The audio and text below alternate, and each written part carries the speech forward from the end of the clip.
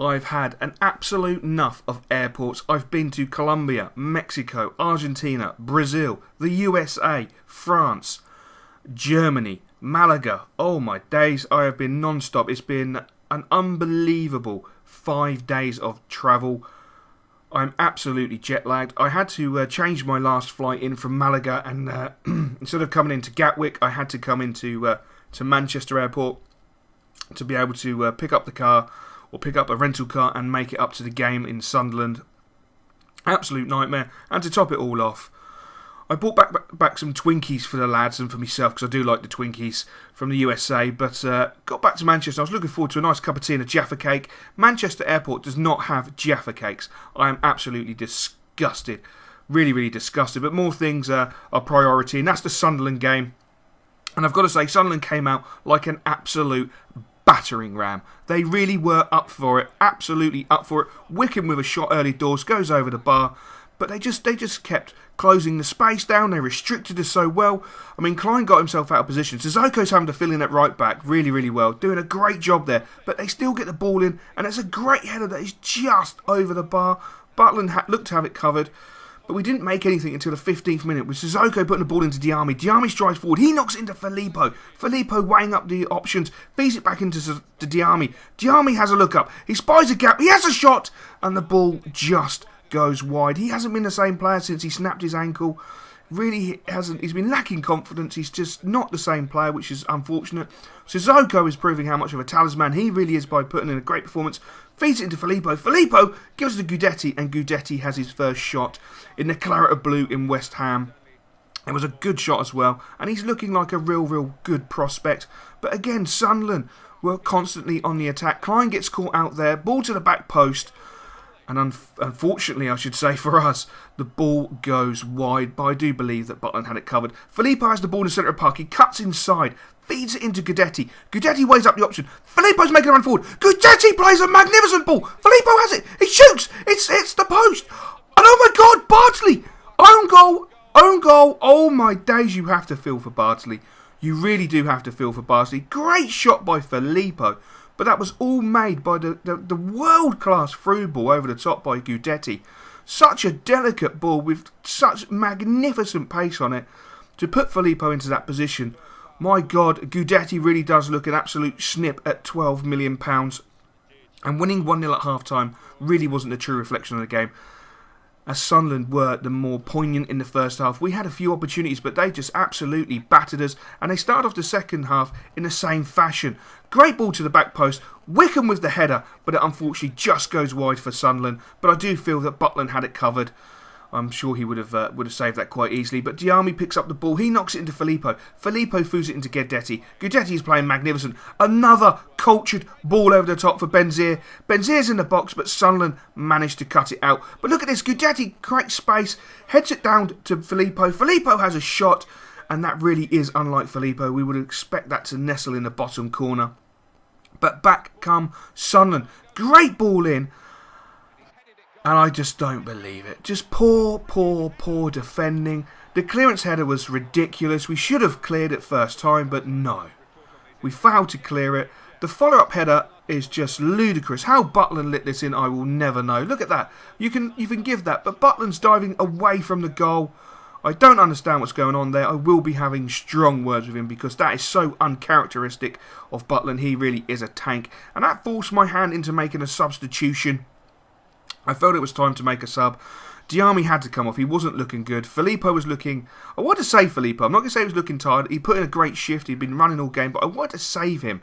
You know, he's a very important player, and I don't want to overplay him. And plus, we've got a little bit more strength in depth, so that gives me the opportunity to not have to play him every single game, which is really, really nice for him and for the club and for the fans to see some of the talent we have coming through.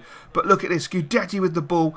Defender knocks it forward for Gudetti. He breaks into the box. He shoots. He scores his first goal in his first game in the claret and blue of West Ham. That boy is looking absolutely phenomenal. He's only 22 years old. He came with a huge price tag, but he, at this moment in time, he really does look worth every single penny. Benzier picks up the ball in the centre of the park and sloppily gives the ball away. Fletcher knocks it into G. G breaks forward, plays a great ball into Fletcher, who feeds a great ball into Johnson on the wing. The ball comes in. Unfortunately, we're lucky to clear it. Tank was there with a magnificent header, but Sunderland kept piling the pressure. In the 92nd minute, they broke into the box, and unfortunately, the Tank, going for a clearing header, heads it into the back of his own net. It was a great shame. He goes for the clearing header. At the end of the day, the striker was going for a diving header. Tank gets there first, and it's a great finish, but it's really unfortunate. And the full-time whistle goes. Sunderland 2, West Ham 2. The curse of Season 1, the curse of Season 2 still seems to be haunting us, which is really, really disappointing. But what can you do? What can you do? Make some changes. We're going to have a look at the formation. I'm enjoying still using the 3-5-2, but I feel we need to make some plan ahead, because I don't think the 3-5-2 is ultimately going to suit the attacking talent we have. We're going to have to make some changes. But I'm sure you guys are sitting there thinking, come on, tell us, why were you in Argentina, Brazil, Mexico, Colombia and the United States? Well, the United States purely was for pleasure. I picked up quite a few packs of Twinkies, because the boys love Twinkies. I like Twinkies, and they make a refreshing change, to be honest. But I predominantly went out to South America to go to Argentina, because there's a young lad who's been labelled the new Gabs. That's a huge label. So I went and had a look at him. Got to say, he does look quite a decent player. A really hot prospect in my eyes. So I'm going to be keeping tabs on him. I'm going to have a scout out there literally 24/7. He's going to be watching him for the entire season to see how he progresses. Give me weekly reports. Give me monthly updates, etc. So we're going to keep an eye on him, because he actually does play with the swagger and the charm of our Gabs, which is quite heartwarming. So we'll keep an eye on him, and I'll keep you guys updated. But anyway, we have a very important home game against Fulham. We need to bounce back after that game against Sunderland. It was really disappointing to finish 2-2. We were fractionally outplayed, but, you know, I expect better. It's going to take a little while for our boys to settle down. But look at this from the Tank, using all his pace, all his power, all his strength to rob the Fulham player, and then keep it in with such grace, and still have the ability to play a cultured ball away. Tompkins back, fully fit, looking good. Great tackle there. But look at that. The team are defending so well. We've actually got we sort of pulled it together. Lukaku picks the ball up in the centre of the park. He knocks it through to Filippo. Filippo fails to get the touch, and Senderos gets a great tackle in for Fulham. They're looking decent, Fulham, this year. But look at this, Gudetti. Another cultured ball over the top. Sets Lukaku 3. He's in on goal. Left foot. Go on, my son. No, he puts on his right foot. The chance has gone. Wasted opportunity. Absolutely wasted opportunity. We get pulled out of position at the back. Tompkins comes across, but he fails to get the tackle in, and unfortunately Fulham take a 1-0 lead on the 41st minute. Mbaya has come in, and he hasn't really settled in too well. He's struggling to find a little bit of form, which is one of those things when you buy a new player, but I've got faith in him.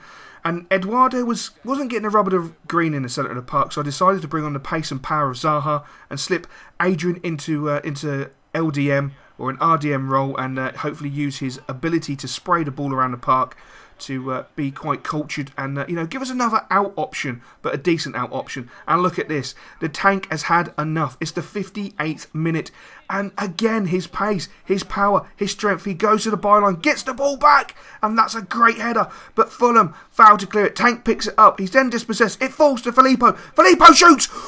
Come on, West Ham, get in there, Filippo. 60th minute, and Filippo again is on the score sheet. But that was all created by the determination and aggression of Tank. He is an absolute legend, but failing to concentrate in the 65th minute. Fulham break down the right-hand side. Tompkins picks the ball up. He passes the ball out. It's intercepted. Fulham have a shot. It's saved by Butland, but the follow-up is slotted home to make the score. West Ham 1, Fulham 2. I'm not going to have a crack at Tompkins, because I encourage my players to play the ball out from the back. We're not a long ball team. We're the Barca of bloody East London. And Gudetti has the ball in the centre of the park. He drifts out to the left-hand side. Knocks it through to Filippo. Filippo turns inside. He has a shot. Great save by the goalkeeper. Fantastic play. Those two are interlinking so well. Zaha picks the ball up. Cuts inside. Gives it to Filippo. Filippo cuts back on the outside. Has a shot. Zaha with the follow-up. Yes! Come on! West Ham, 80th minute. Zaha has brought it back. 2-2. 2-2. What a goal. What a great player. Absolutely brilliant. He really is starting to muscle up. Those Jaffa cakes are working. But look at this. Great play by Adrian. He gets a foot in to stop Fulham breaking us. The ball's fed into the centre of the park into Filippo. Filippo weighs up all his options. Uses amazing pace to get away from a defender. Slips the ball through to Guidetti. Guidetti's going to get to the box. He's going to the byline. He pulls it back. Lukaku! Lukaku! Lukaku! 90th minute. 3-2 West Ham. Oh my God, what a finish to the game. What an absolute finish to the game. Guidetti broke into the box. Nothing really on. Pulls it back and Lukaku slots the ball home in the 90th minute to rob Fulham of a well-earned point. But West Ham walk away with a 3-2 victory. Filippo was just magnificent in the centre of the park, along with Adrian. Adrian really is improving. As I say, Zaha must be loving Jaffa Cakes because he's got a little bit more muscle, a little bit more grit and determination about him. And look at Filippo, notching a 9.6 performance. That lad is an absolute tank. Absolute tank. So, it's transfer time. It's time to finish off our transfers. Now, if you were listening carefully at the beginning, you would have heard that I stopped over in Malaga to change my flight from Gatwick to Manchester. The reason I went into Malaga? There's only one reason. But before we come to that, Lukaku sparkles on his debut. What a great, great, great goal. That really was a magnificent goal. Made by Filippo and Guidetti, who are interlinking so well. It's phenomenal. I can't wait for that to continue and build. But look at this. I spoke to Malaga about Isco. And they told me they would be prepared to let Isco go if I was prepared to let them have Fisher. Would I be prepared to let them have Fisher? I'm a great admirer of Isco. I think he's an absolute cracking talent. They did want me to pay £6 million, but I was not going to go to £6 million. Firstly, we didn't have £6 million. Secondly, I didn't want to pay any more than 3.7 million plus Fisher. I think that's a fair deal. Now that equivalates to round about what they actually want. Depending on which newspaper you read, obviously, because in one newspaper it was 11.5 and 12.5 and 13.5, and the bloody media always seem to excel people's values, which is a really annoying. But hopefully this will be the deal that they will be happy with. They want Victor Fisher. They really want Victor Fisher, and they're happy to let Isco go. And hopefully the money's going to be correct. If the money's correct, then I'm going to be in so much joy, because he really will add and finish our team off absolutely perfectly. We will have a phenomenal midfield rotation system with forwards. We've got so many attacking minded players. We've got some decent defending players. It's going to be phenomenal. I can't wait for this season to get absolutely flying. Once everyone settles down, and as you can see, they did take the offer.